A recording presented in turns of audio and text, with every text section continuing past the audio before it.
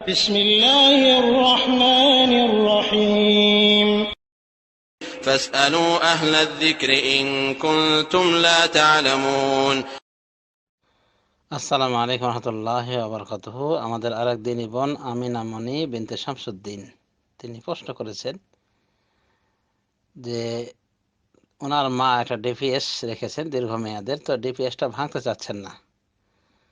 আর এই ডিপিএস দীর্ঘমেয়াদী ডিপিএসে যে সুদটা আসবে উনি মনে করছেন যে এই সুদটা ওখানে না রেখে উঠিয়ে ফকির মিসকিন ইত্যাদিদেরকে বিতরণ করে দিবেন, মানে সবের আশা নয়, এমনি অব্যাহতি নেওয়ার আশায়। তো এটা কতদূর সঠিক? অর্থাৎ টাকার সাথে যে সুদ জমা হয়েছে এটা এই বিষয়ে করণীয় কি? এ বিষয়ে করণীয় কি সেখানেও ওলামায়ে দ্বীনের ইখতিলাফ রয়েছে।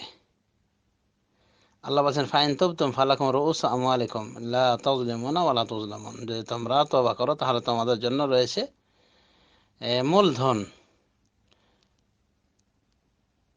তোমরা কাউকে জুলুম করবে না, তোমরা কারো থেকে জুলুমের শিকার হবে না। তো আল্লাহ এভাবে বলেছেন, মানে মূলধনের মালিক হলো এই ব্যক্তি, আর সুদের সে প্রকৃত মালিক নয়। এখন যে টাকাগুলি জড়ো হয়েছে এগুলো কি করবে? এ বিষয়ে ওলামায়ে দ্বীনের একাংশ বলেন যে ওটা উঠিয়ে নেবে। এই জন্য যে হতে পারে এই টাকাটা ওই বিধর্মীরা অসৎ পথে ব্যয় করবে, খ্রিস্টানরা তাদের খ্রিস্ট ধর্ম প্রচারে ব্যয় করবে, ইহুদিরা তাদের ইহুদি ধর্ম প্রচারে ব্যয় করবে, বা পাপী তাপী তার পাপ কাজে এ টাকা থেকে সহায়তা নেবে। তো ওখানে না রেখে টাকাটা জনকল্যাণমূলক খাতে ব্যয় করে দেওয়া হোক, এটা হলো এক শ্রেণী ওলামায়ে দ্বীনের দৃষ্টিভঙ্গি। এদিকে গিয়েছেন সামাহাত শেখ ইবনে বাজ, সৌদি আরব শেখ ইবনে বাজ রহমতুল্লাহ আলাইহি, এবং তার পূর্বে অনেক ওলামায়ে দ্বীন। পক্ষান্তরে কিছু ওলামায়ে দ্বীন মনে করেন যে না, ওই টাকা উঠানো যাবে না।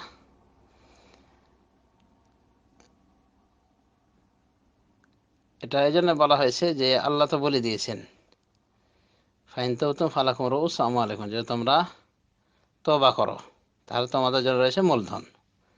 তো তিনি মনে করেন যে মূলধনটা যেহেতু প্রকৃত অর্থে এই মূলধনটুকুরই মালিক, আর যে সুদ এসেছে এটা সে বৈধ মালিক নয়। তিনি এক প্রশ্নের উত্তরে বলেন যে প্রশ্ন আসে অনেক সময় যে ওই টাকাটা যে রেখে দেওয়া হচ্ছে এটা দিয়ে তো বিধর্মীরা উপকৃত হয়, বিধর্মীরা এই করে সেই করে। তিনি এর উত্তরে বলেন যে তুমি কি এর বৈধ মালিক? তুমি তো এর বৈধ মালিক নয়, সুতরাং তুমি যেহেতু এর মালিক নয়, সুতরাং ওই টাকা দিয়ে কে কি করছে না করছে তোমার দেখার তো বিষয় নয়। তারপর তিনি এটা বলছেন যে অনেক সময় এই সুদের টাকার পরিমাণ বেশি হয়ে গেলে এটা উঠিয়ে হাতে রাখলে মন আর মানে না, অনেক সময় মূলধনের সাথে মিলিয়ে দিতে ইচ্ছা করে, যার ফলে আবার কি সুদের ভিতরে সে জড়িয়ে যায়। তাই জন্য তিনি মনে করেন যে সুদের টাকা উঠানো যাবে না, এবং তিনি কঠোর সমালোচনা করেন ওই সমস্ত ওলামায়ে দ্বীনের যারা এই সুদের টাকাগুলিকে মানুষের নিকট, অসহায়দের নিকট বা জনকল্যাণে বিতরণের পক্ষে রায় দেন। তিনি বলেন এটা সঠিক নয়। তো যা হোক, আশা করা যায় যে উভয়টি অবলম্বন করা হয়তো উভয় মতের যে কোনো একটি, আর ওটা উঠিয়ে যদি জনকল্যাণমূলক খাতে ব্যয় করা যায় তাহলে অসুবিধা নেই ইনশাআল্লাহ, যা শেখ ইবনে বাজের অভিমত এবং শেখ আলবানীর অভিমত। আর তাদের পূর্বে অনেক বড় বড় ওলামায়ে দ্বীন এই মত ব্যক্ত করেছেন যে সুদের টাকা নিয়ে ওটা জনকল্যাণমূলক কাজে ব্যয় করা যেতে পারে, খাতে অসুবিধা নাই, তবে সবের নিয়তে নয়, বরং অব্যাহতি লাভের নিয়তে এটা বৈধ রয়েছে। সুতরাং এই বোনকে বলবো যে আপনার মা, তাকে আপনি বলবেন যে উনি যেন অতি সত্বর ফিরে যায়, ডিপিএস ভেঙে দেন, এটাই তার জন্য নিরাপদ।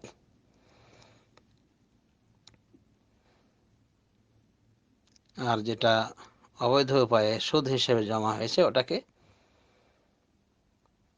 জনকল্যাণমূলক কোনো কাজে ব্যয় করে দেবে, বা একান্ত দুস্থ অসহায় ব্যক্তিদের মাঝে বিতরণ করে দিবে।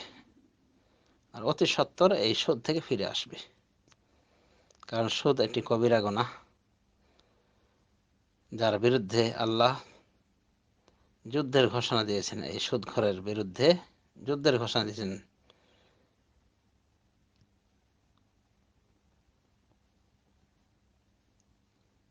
সুদের অপরাধ সম্পর্কে হাদিসে আরো এসেছে যে দেরহামুন মিন রিবা ইয়াকুলহু রাজুলুন আশাদ্দু ইনদাল্লাহি মিন সিত্তাতি ওয়া সালাসিনা জানিয়াহ।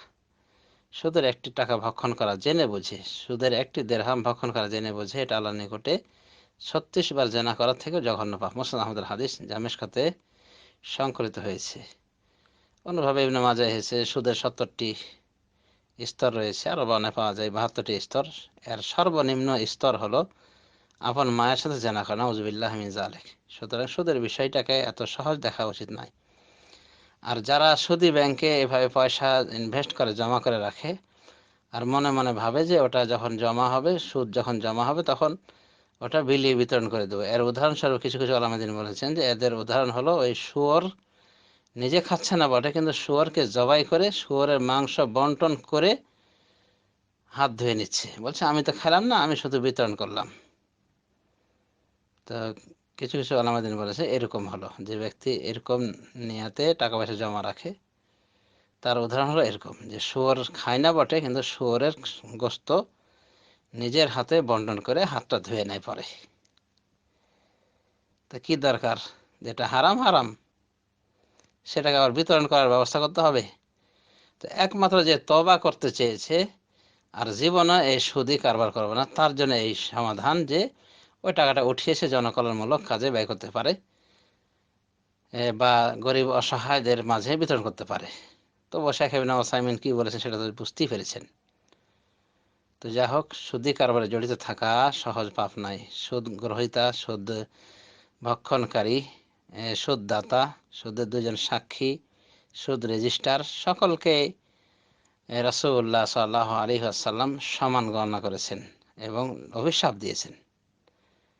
অতএব সুদে জড়িয়ে যাওয়া এত সহজ নয়, সুদী কারবারে লিপ্ত থাকা। লান রাসূলুল্লাহ সাল্লাল্লাহু আলাইহি ওয়াসাল্লাম আকিলা রিবা ওয়া মুকিলাহু ওয়া শাহিদাইহি ওয়া কাতিবাহু ওয়া ক্বালা হুম সাওয়া। মুসলিম শরীফের হাদিসে বলা হয়েছে রাসূল সাল্লাল্লাহু আলাইহি ওয়াসাল্লাম লানত করেছেন সুদ ভক্ষণকারীকে এবং সুদ যে ভক্ষণ করা অর্থাৎ সুদদাতাকে, এবং সুদের দুজন সাক্ষীকে, এবং সুদের লেখককে, এবং বলেছেন হুম সাওয়াউন, তারা সকলে সমান। অতএব সুদী বিষয়ে শিথিল ভূমিকা অবশ্যই নিন্দনীয়। আল্লাহ আমাদেরকে হেদায়েত দান করুন সঠিক পথের, এবং হালাল ইনকামে সীমাবদ্ধ থাকার তৌফিক দান করুন। আমিন। সাল্লাল্লাহু আলা নবিয়িনা মুহাম্মদ ওয়া আলা আলিহি ওয়া সাহবিহি।